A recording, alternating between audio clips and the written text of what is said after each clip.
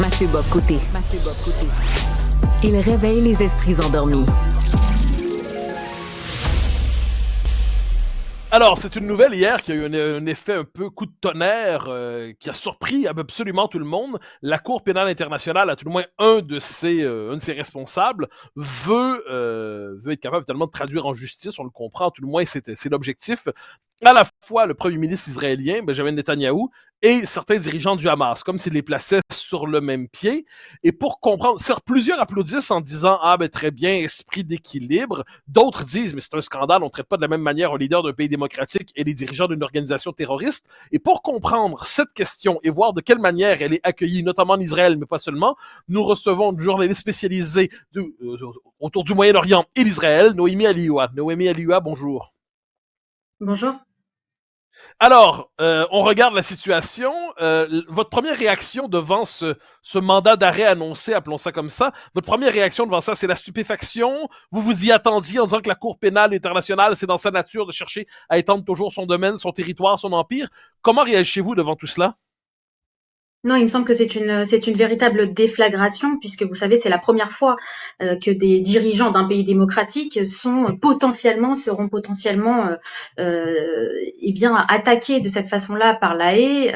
Bon, vous l'avez rappelé, ce ne sont pour l'instant que des réquisitions du procureur général Karim Khan. Il faudra attendre encore environ un mois pour savoir si la CPI, si les magistrats de la Cour pénale internationale vont véritablement décider de délivrer ces mandats d'arrêt internationaux contre donc les dirigeants israéliens et les responsables du Hamas. Vous avez raison de noter, ce qui est le plus choquant finalement dans ces conclusions, c'est véritablement cette forme d'équivalence qui est faite entre les dirigeants d'un État démocratique, un État qui est engagé dans une guerre pour sa légitime défense, qui aujourd'hui est en train de se battre pour sa survie contre une organisation terroriste et reconnue comme telle d'ailleurs par la plupart des pays du monde, et une organisation terroriste qui, elle, a accompli le pogrom que l'on sait le 7 octobre. C'est-à-dire qu'on met sur le même plan, effectivement, des terroristes, une action terroriste monstrueuse, leurs dirigeants, qui sont des islamistes. Il faut lire évidemment la charte du Hamas, qui est extrêmement claire quant à leurs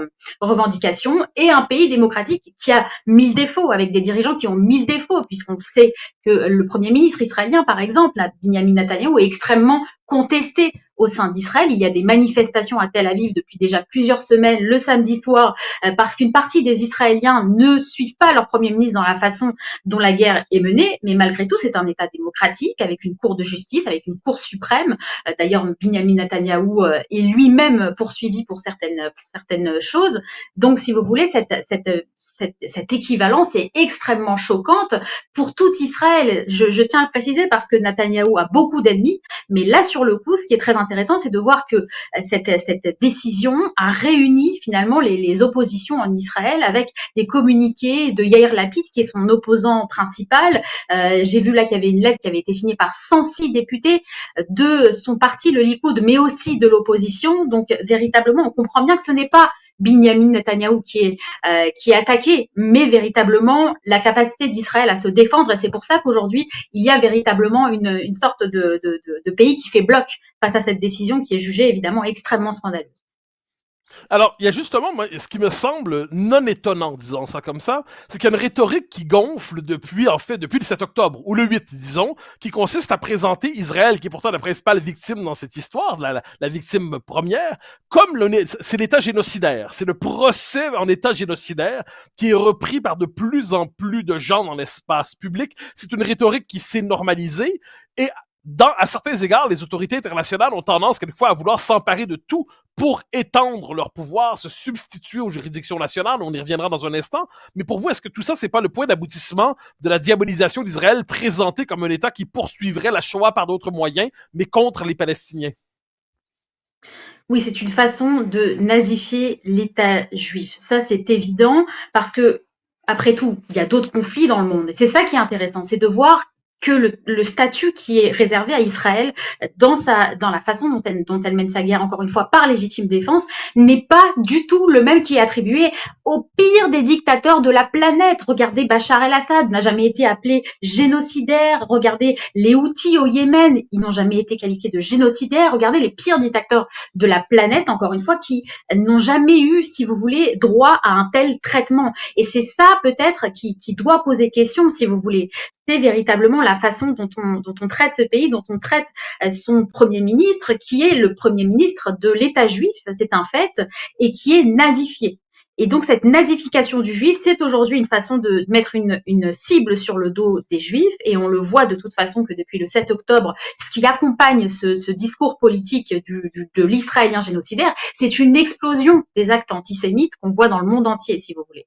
Donc effectivement, vous savez, c'est ce qu'écrivait il y a déjà plus d'une dizaine d'années Alain Finkielkraut dans son livre Au nom de l'autre. Il explique bien qu'aujourd'hui, ce n'est plus le racisme qui fait de vous quelqu'un de dangereux, c'est l'antiracisme, si vous voulez. C'est l'antiracisme, c'est au nom du fait que les Juifs sont des nazis, les Juifs qui ont eux-mêmes subi le génocide des nazis. Vous voyez, c'est un retournement de la rhétorique, mais finalement l'objectif est toujours le même, c'est-à-dire c'est une fois de plus recommencer cette histoire tragique en mettant une cible sur le dos des Juifs.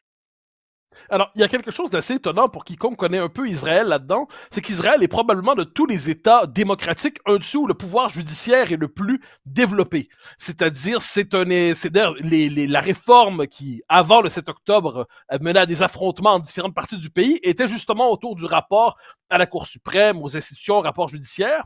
Et de l'autre côté, on a la volonté de voir émerger une légitimité post-nationale, qui est celle de la Cour pénale internationale, qui appartient à l'univers de mondialiste, post-démocratique, post-national. Mais pour les Israéliens qui ont l'impression, je crois, d'avoir un système de justice assez complet, est-ce qu'il n'y a pas quelque chose là-dedans comme l'impression d'une forme de coup de force qui leur a imposé une volonté finalement de les priver de leur souveraineté dans leur capacité à juger leurs dirigeants s'ils le souhaitaient? Oui, vous avez raison. Vous savez, l'intellectuel Shmuel Trigano a beaucoup travaillé là-dessus, c'est-à-dire qu'Israël aujourd'hui est une forme d'État-nation qui survit au postmodernisme. C'est encore un État qui est, si vous voulez, qui défend ses frontières, qui défend sa langue, qui défend son identité, qui continue, si vous voulez, d'exister dans un monde où normalement l'identité est censée disparaître. Et sans doute que c'est l'une des raisons pour lesquelles, d'ailleurs, je pense, Israël est pointé du doigt, et peut-être l'une des raisons aussi pour lesquelles, au Québec, il y a une forme de fraternité des destins communs qui existe. Et effectivement, vous avez raison de le dire. D'un point de vue purement démocratique, Israël est un exemple dans le monde. C'est un système qui fonctionne encore avec des coalitions. Ça veut dire que, y compris les opinions les plus marginales, les plus minoritaires, elles ont une place, si vous voulez, dans le système politique. C'est ce qu'on reproche à Benyamin Netanyahou en lui disant oui. Souvent, on lui reproche de s'allier avec des partis minoritaires, extrémistes, nationalistes, religieux, etc. Mais c'est le système si vous voulez, de coalition qui fonctionne de cette façon-là. C'est un système qui donne du pouvoir à des petits partis parce qu'on est obligé de faire des alliances quoi qu'il arrive. Et en Israël, il y a que deux solutions. Soit vous faites des alliances avec les partis ultra-orthodoxes et nationalistes, soit vous faites des alliances avec les partis arabes. Et les partis musulmans, parce qu'ils existent, ils ont une place au sein de la Knesset. Il y a des députés arabes. C'est pour ça d'ailleurs que cette accusation d'apartheid est complètement absurde. Mais c'est effectivement un pays qui continue de survivre avec ses forces et son identité dans un monde où l'identité semble être quelque chose de dépassé. Alors, on regarde la situation en Israël devant ça. On voit que les Américains condamnent la décision de la Cour pénale, à tout le moins, donne des figures de la Cour pénale internationale. Du procureur général de la CPI. Voilà. La France, quant à elle, a une position plus ambiguë. Est-ce que Israël, en ce moment, a l'impression de voir ses alliés appelons ça, moins ardents qu'ils ne l'étaient auparavant? Est-ce qu'Israël, vous connaissez, vous avez entendu parler, je devine, vous avez lu le livre de Bernard-Henri Lévy, Solitude d'Israël. Est-ce qu'aujourd'hui, avec un tel événement, Israël se sent plus seul qu'il ne l'était il y a quelques semaines, quelques mois, quelques années? Oui, c'est sûr qu'Israël est de plus en plus seul. Ça, c'est une évidence parce que, si vous voulez, la propagande des supporters du Hamas est telle, je pense que beaucoup de gens ont peur aussi si vous voulez, de montrer la réalité d'Israël. Il ne s'agit même pas de défendre Israël, mais ne serait-ce que de montrer la réalité d'Israël. Vous savez que lorsque vous n'êtes pas dans la propagande pro-palestinienne, vous prenez des risques pour votre vie. Vous savez que c'est un sujet qui peut vraiment, véritablement vous faire perdre beaucoup de choses dans la vie, si vous voulez. Donc oui, Israël est de plus en plus seul. Il faut être extrêmement courageux maintenant, ne serait-ce que pour dire des choses sans être encore une fois dans une sorte sans tomber non plus dans l'image d'Israël complètement angélique, mais ne serait-ce que pour dire qu'il n'y a pas d'équivalence entre des organisations terroristes et un État démocratique, ne serait-ce que de dire ça, ne serait-ce que de dire aussi qu'il n'y a pas de génocide à Gaza, il n'y a pas de génocide, il y a 2 millions de Palestiniens qui vivent à Gaza, même si vous prenez les chiffres du Hamas qui, on le sait, sont extrêmement surévalués, on ne peut pas parler de génocide, il y a 20% des Israéliens qui sont des Palestiniens et qui sont des Arabes israéliens et qui habitent dans le pays exactement comme les autres, si vous voulez. Mais ne serait-ce que de rappeler ces évidences-là, ça vous fait prendre d'énormes risques dans le monde dans lequel on vit.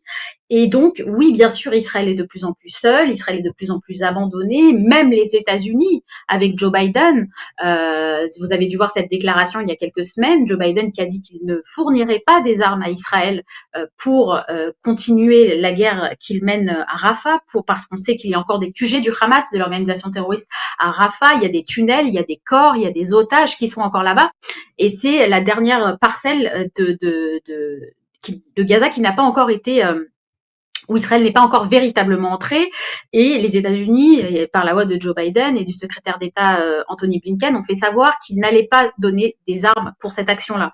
Donc Israël est de plus en plus seul.